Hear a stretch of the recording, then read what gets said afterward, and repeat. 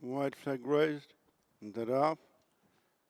Race 7, the Pat Sheils Memorial Irish BF Beginner's Chase, over 2 miles, 1 furlong, 12 fences to jump. Kopek Des Bordes comes to the first, with on the outside another way, being followed downhill to the second fence by Shortening. Over on the far side is Ballybow with its Bilbo in between horses. They're followed by My Way of Thinking, the quartered cap. Alongside is Gigaro.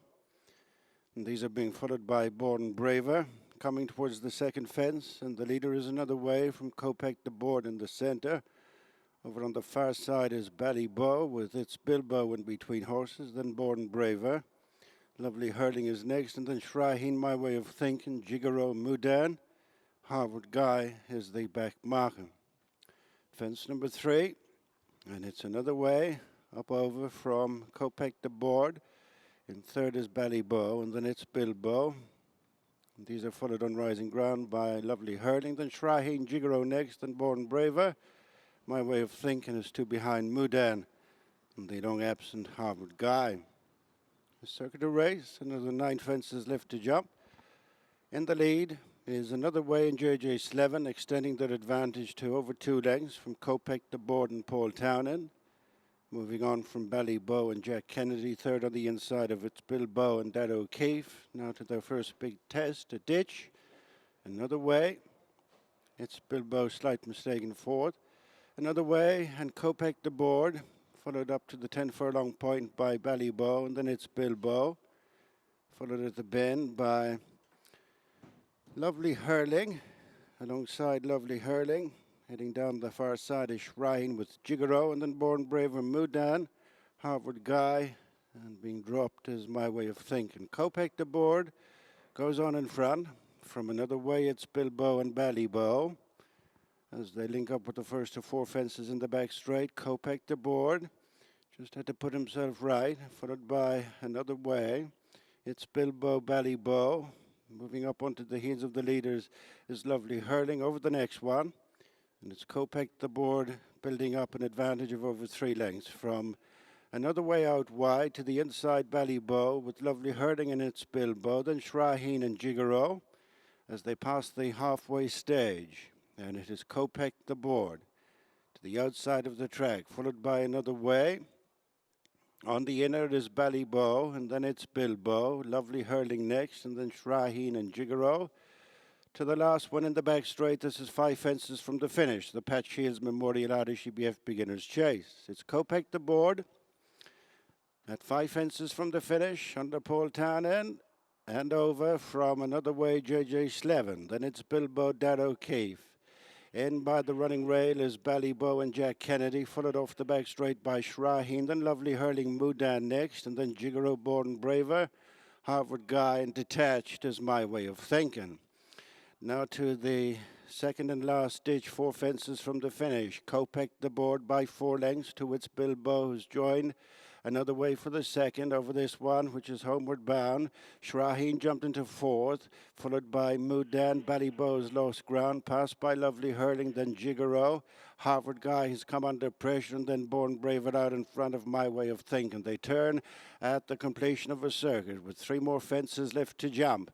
And it is Kopek Des Bordes in line for the last 3 from another way coming over this way, followed by its Bilbo and then Shortening. Approaching the third last fence, the top of the track, Kopek Des Bordes over that one from another way, then Shortening in the centre, followed then by its Bilbo and Lovely Hurling next. But with 2 fences left to jump, it is Kopek Des Bordes out in front. From another way, Shortening, it's Bilbo. Lovely Hurling is trying to get on terms over on the far side. At the second last, Kopek Des Bordes over. Measured at 2 to 3 lengths in front of Lovely Hurling into second, followed by it's Bilbo, losing Mudan, but it's Kopek Des Bordes with consummate ease opening up in between the final 2 fences. Kopek Des Bordes, Paul Townend over the last with an advantage that's growing over Lovely Hurling and up towards the finish. The supreme winner is head and shoulders above them here on Chase debut as Kopek Des Bordes wins by a big margin from Lovely Hurling. Close for the third is Bilbo and Shortening. Right then, let's get the champion jockey's verdict on Kopek Des Bordes' chase debut. Paul, a day you were eagerly anticipating, along with his many fans. How would you rate it out of 10? David just gave it a 9 anyway, so I didn't think he'd done a whole lot wrong. He had respect for his fences, but at the same time, when he'd see him, he'd want to attack them without running at him stupid. Got in, figured out plenty. I think he learned a lot today.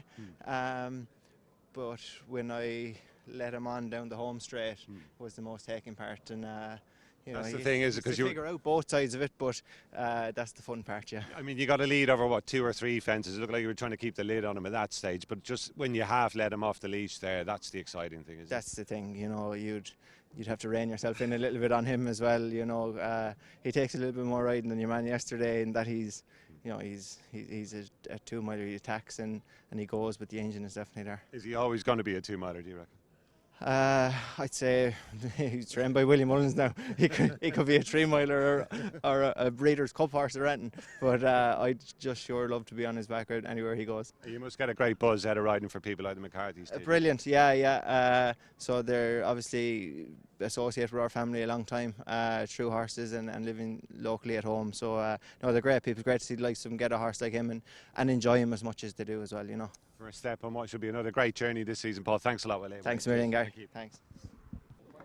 Willie Mullins alongside me after Kopek Des Bordes' victorious chasing debut here at Navan. Willie, firstly, congratulations. I'm sure delighted just to get that out of the way. Paul seemed to feel he was learning as he went around there. Did that kind of tally up with the way you saw it watching? Yeah, I think so. I mean, every time he saw a fence, his eyes just locked on it and he wanted to gallop down over it as fast as he could. Paul just kept a hold of his head. He was teaching him how to settle and put in a quick one, which the horse was doing nicely for him. And, you know, he has no trouble going down to a fence and letting fly. I think, you know, he has such scope. He could do that. But it's the little bits in between that we want to try and teach him.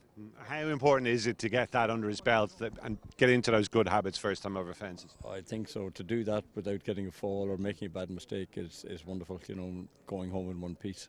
And whereas the early part of the race, he was trying to keep the lid on the horse, just going down to the last, we got a hint of what he was capable of there. It's kind of raw power almost, isn't it? Raw power, and Paul just gave him a squeeze, and, you know, all the other horses were unsaddled. By the time he came back, he took off with him up around by the ditch there, and he came back very slowly. He said he didn't want to let him get into too strong a canter in case, after the race. Yeah, in case he went off down past the last fence. But that's the sort of horse he is. He's just raw power, yeah. It's almost frightening ability he has, isn't it? There can't be too many you've had kind of even in that bracket ability. A good way to describe it. I mean, I saw him jumping in the Curragh the other day. I brought him up just to let him go on grass and see what he would like away from home, and geez, he frightened me going over the 3 fences, and Paul didn't want to do any more with him. I said, okay, that's fine. He just thought, you know, he was fresh and well, and we said, let's go to the races and see what he can do. I'm sure he's going to frighten away plenty of potential rivals throughout the season as well. Where do you think we might see him next? The Grade 1 is back on the programme at Leopardstown. Is that the likely next protocol? It is. I don't think Paul is happy with that, because that's probably King George Day, is it? So it is, yeah. Someone else is going. Anyhow, let's hope everyone is safe and sound on that day, and we have that problem to find. But I'm sure there'll be plenty of people with their hand up to ride him if Paul is going to the King George. So we'll see what happens. Yeah, I mean, is he always going to be a 2-miler, really? I asked Paul the same question, and he wasn't ruling out you running him in a Breeders' Cup or something. But yeah, that's what I was going to say, unless you can get a 1.6 miles or 1.5 miles chase. But yeah, I mean, to me, looking at what he's doing out there, I'd hate to be trying to settle him over 2.5 miles. Yeah, he's obviously one of your real top horses, but so too is Gaelic Warrior, and you mentioned the King George there. Are we still likely, hope we all being well to see him at Campbell? Yeah, I mean, he'll probably run next weekend in the John Durk, and I'll probably have 4 or 5 horses running in that, and we'll see what happens and how they come out of it, and I would imagine he's looking at that race, you know. Back to File, obviously won it last year. Is he going to go again, do we think? Oh, he'll definitely go this weekend, and are they kind of at similar levels of fitness, those horses?